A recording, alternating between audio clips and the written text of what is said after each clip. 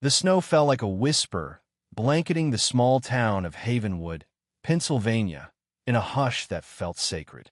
Under the amber glow of a street lamp, Ethan Caldwell stood frozen, his breath clouding in the icy air, staring at the man he thought he'd lost forever. By Christmas morning, he might have nothing left but regret, or everything he'd ever dreamed of. Ethan's heart pounded as he watched Lucas Harper step out of the car, his familiar silhouette cutting through the swirling snow. It had been 6 months since they'd last spoken, 6 months since Lucas walked out of their apartment, leaving behind a note that said, "I can't do this anymore." Ethan had replayed that moment 1,000 times, each memory a knife twisting deeper. They'd been together for 3 years, building a life in Philadelphia. Lazy Sunday mornings, shared playlists, dreams of the future. But secrets and fears had torn them apart, and now, on Christmas Eve, fate had dragged them back to Havenwood, their hometown, for one last reckoning. Ethan hadn't planned to come back. He'd sworn he'd never set foot in Havenwood again, not after the whispers and sideways glances from neighbors who didn't understand two men in love. But his mother's sudden illness had forced his hand, and now here he was, standing in the park where he and Lucas had first kissed under a starry sky at 17. The irony wasn't lost on him. This place, where their love had sparked, might also be where it died. Lucas approached slowly, his boots crunching in the snow. His blue eyes, once so warm, were guarded now, shadowed by the weight of their shared history. Ethan wanted to run, to him, away from him, he wasn't sure. "Why are you here?" Ethan's voice cracked, barely audible over the wind. "I didn't know you'd be here," Lucas said, his breath visible in the cold. "I came to clear my head. Mom said you were back in town, but I didn't think." He trailed off, shoving his hands into his coat pockets. The silence between them was heavy, filled with unspoken apologies and accusations. Ethan's chest tightened. He'd spent months convincing himself he was over Lucas, that he could move on. But one look at him, his tousled brown hair, the way his scarf hung loosely around his neck, and Ethan's carefully built walls crumbled. "You left," he said, the words spilling out before he could stop them. "You didn't even give me a chance to fix it." Lucas flinched, his jaw tightening. "I left because I was drowning, Ethan. You were so sure of us, so ready to tell the world, but I wasn't. I couldn't handle the pressure. Not from you, not from this town." The words stung, but they weren't new. Ethan had always been the bold one, the one who wanted to hold hands in public, to tell their families, to live openly. Lucas had been cautious, haunted by his father's disapproval and the town's small-mindedness. Ethan had pushed too hard, and Lucas had run. But standing here now, with snow dusting Lucas's shoulders and the Christmas lights casting a soft glow, Ethan wondered if they could ever find their way back. "I never wanted to force you," Ethan said, his voice softer now. "I just wanted us to be free." Lucas's eyes flickered with something, regret, maybe, or longing. "I know, but freedom felt like a trap back then. I wasn't ready." The park around them was quiet, save for the distant sound of carols drifting from the town square. Havenwood was small, the kind of place where everyone knew your business, and for two gay kids growing up, that had been both a blessing and a curse. They'd found each other here, but they'd also learned to hide. Ethan remembered sneaking out to meet Lucas by the frozen creek, stealing kisses in the shadows, promising forever. But forever had slipped through their fingers. "Do you ever think about us?" Ethan asked, his voice barely above a whisper. He hated how vulnerable he sounded, but he needed to know. Lucas looked away, his gaze fixed on the snow-covered trees. "Every day," he admitted. "I try to move on. I moved to Boston, got a job, dated other people. But it's always you, Ethan. It's always been you."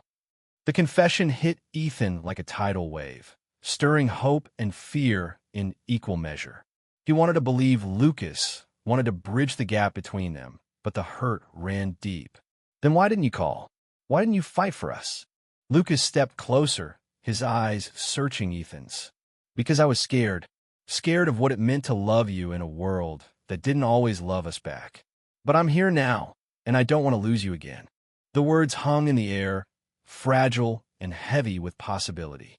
Ethan's heart raced as he looked at Lucas, the man who'd been his first love, his greatest loss.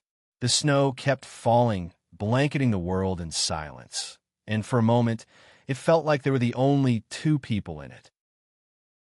The wind picked up, swirling snow around them like a curtain, but Ethan barely noticed.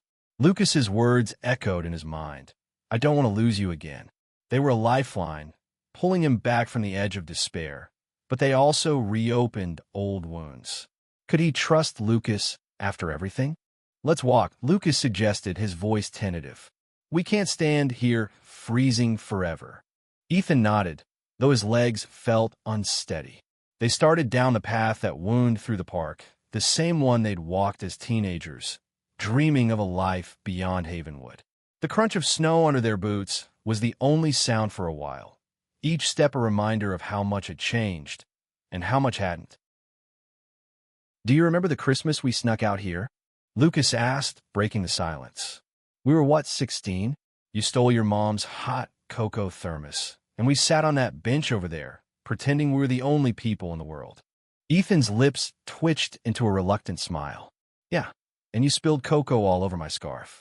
I had to tell Mom it was mud." Lucas laughed, a soft, familiar sound that made Ethan's chest ache. "You were so mad, but you still let me hold your hand under the blanket." The memory was vivid. Lucas's cold fingers laced with his, their breath mingling in the frosty air, the thrill of being together when no one else knew. It had been their secret, their rebellion against a world that didn't understand. But secrets couldn't sustain a relationship, and Ethan had learned that the hard way. "Why now?" Ethan asked, stopping to face Lucas. "Why come back to Havenwood? Why stand here saying these things, when you could have just stayed gone?" Lucas's expression faltered, but he didn't look away. "I got a call from my sister. She said Mom wasn't doing well, so I came back for the holidays. But honestly, I've been thinking about you for months." I kept picking up the phone, then putting it down. "I didn't know if you want to hear from me." Ethan's throat tightened.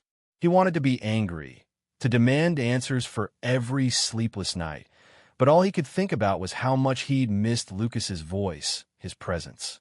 "I didn't know if I wanted to hear from you either," he admitted. "But I'm glad you're here." They kept walking, passing the old oak tree where they'd carved their initials years ago. Ethan's fingers brushed the rough bark, tracing the faded E+L they'd etched with a pocket knife. "We were so young," he said softly, "so sure we could take on the world." "We were naive," Lucas agreed. "But we weren't wrong. We had something real, Ethan. I know I messed it up, but I never stopped loving you." The words sent a shiver through Ethan, not from the cold, but from the raw honesty in Lucas's voice. He wanted to believe him, but doubt gnawed at the edges of his hope. "Love wasn't enough before," he said. "What's different now?" Lucas stopped, turned to face him fully. "I'm different. I spent 6 months trying to be someone I'm not, pretending I could live without you. But I can't. I want to be brave for you, Ethan. For us." Ethan's eyes burned with unshed tears. He wanted to reach out to pull Lucas close and forget the pain, but fear held him back. "I don't know if I can trust you again," he said honestly. "Not after you left without a word." "I know," Lucas said, his voice thick with emotion. "I don't expect you to forgive me right away, but let me try to earn it. Please."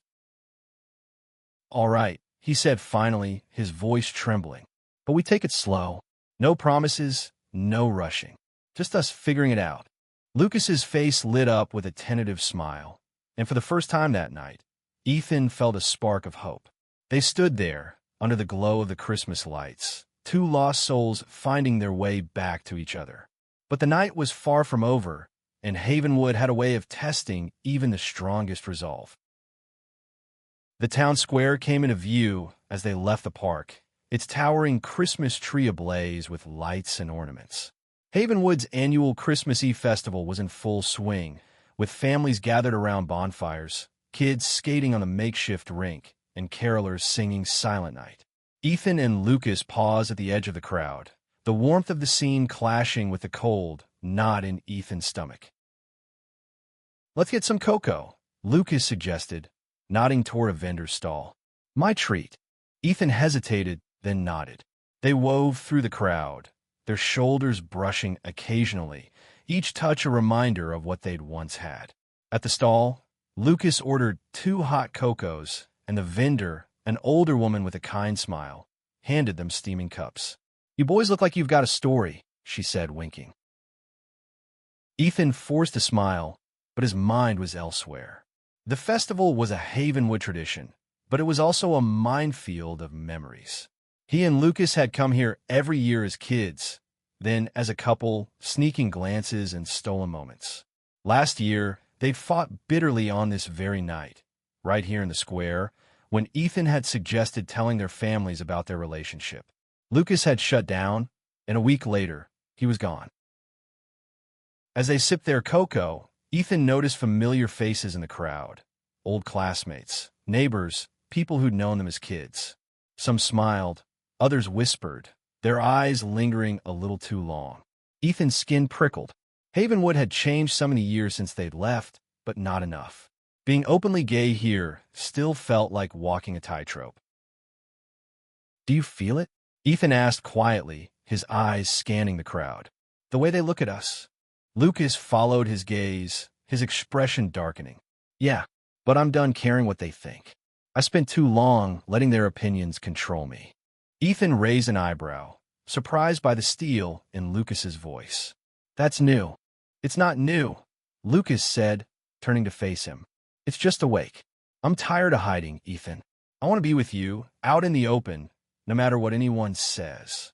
The words were everything Ethan had wanted to hear a year ago, but now they felt like a challenge. Could he trust Lucas to mean it this time? Before he could respond, a voice cut through the crowd. "Well, look who's back." Ethan's stomach dropped as he turned to see Ryan Caldwell, his older brother, striding toward them. Ryan was all broad shoulders and judgment, his face set in a familiar scowl. He'd never approved of Ethan's relationship with Lucas, calling it a phase and worse. "Ryan," Ethan said, his voice tight, "didn't expect to see you here." "Didn't expect to see you cozying up with him again," Ryan shot back, jerking his head toward Lucas. "Thought you were smarter than that." Lucas stiffened, but Ethan stepped forward, his fists clenching. "Back off, Ryan. This isn't your business."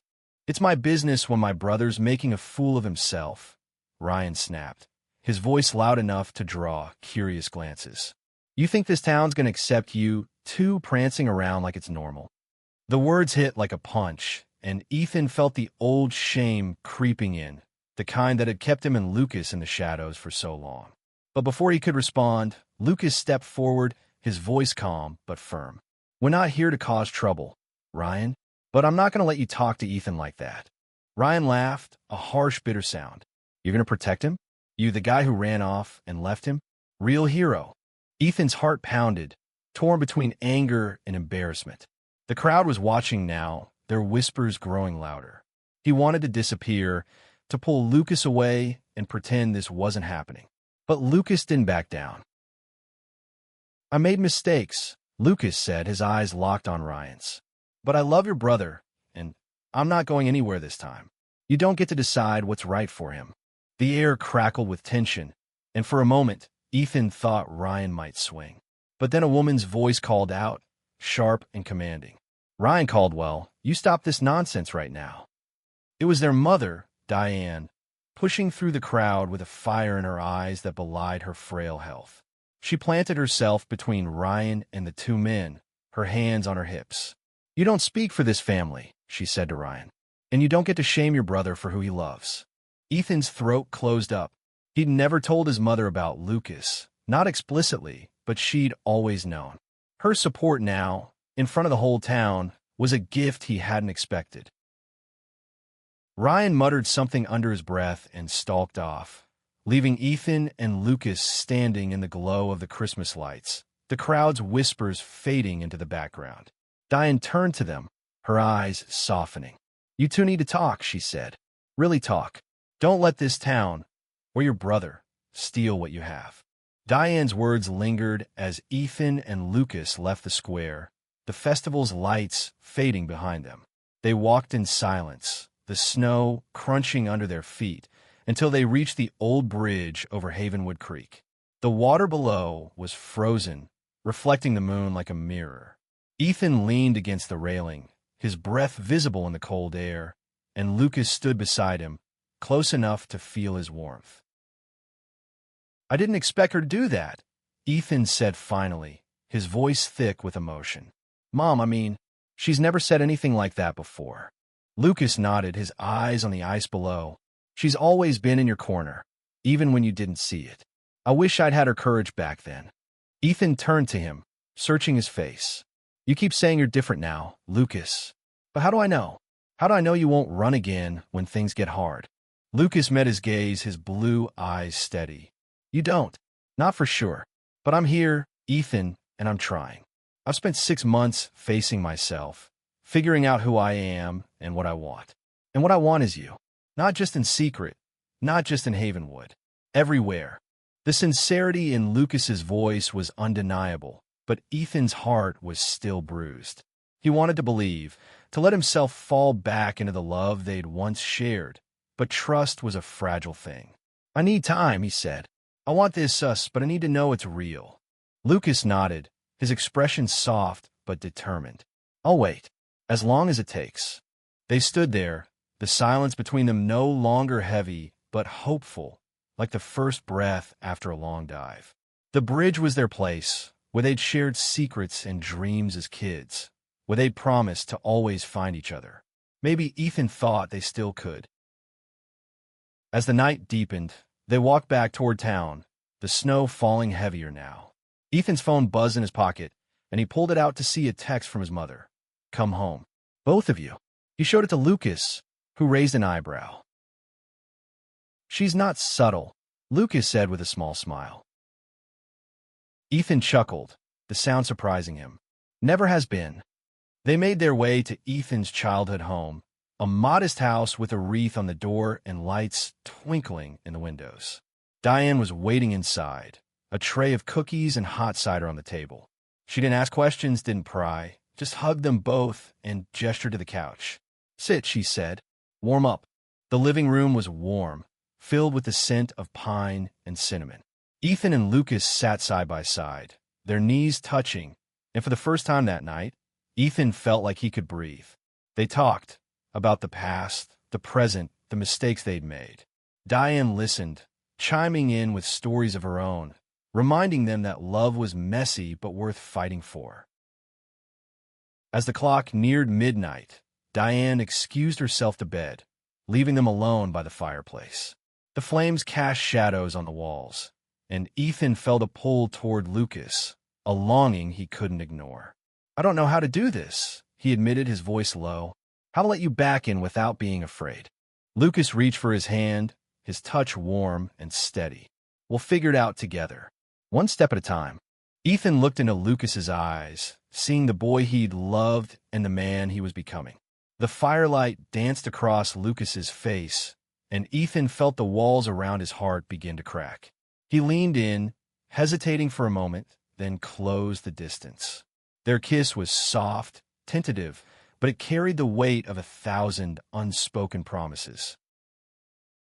When they pulled apart, Ethan rested his forehead against Lucas's, their breaths mingling. "Merry Christmas," he whispered. "Merry Christmas," Lucas replied, his voice thick with emotion. Christmas morning dawned bright and cold, the snow outside Ethan's window sparkling like diamonds. He woke to the smell of coffee and the sound of Lucas's soft breathing beside him. They'd fallen asleep on the couch, wrapped in a blanket, too exhausted to move after hours of talking and tentative touches. Ethan watched Lucas sleep, his face peaceful in a way it hadn't been the night before. For the first time in months, Ethan felt a flicker of certainty. They could do this. Downstairs, Diane was already bustling in the kitchen, humming a carol as she prepared breakfast. "Morning, boys," she called as they entered, her smile warm. "Hope you're ready for pancakes." They ate together, the table filled with laughter and stories, the tension of the previous night melting away. Ryan wasn't there. He'd texted an apology, promising to talk later, and Ethan was grateful for the space. He and Lucas had enough to navigate without his brother's shadow looming. After breakfast, they bundled up and stepped outside, the air crisp and sharp. Havenwood was quiet, the streets empty save for a few kids playing in the snow. Ethan and Lucas walked hand in hand, unafraid for the first time, their fingers intertwined. They didn't speak much, but the silence was comfortable, filled with the promise of new beginnings. At the park, they stopped by the bench where they'd stood the night before, the snow now cleared to reveal the carved inscription, E+L.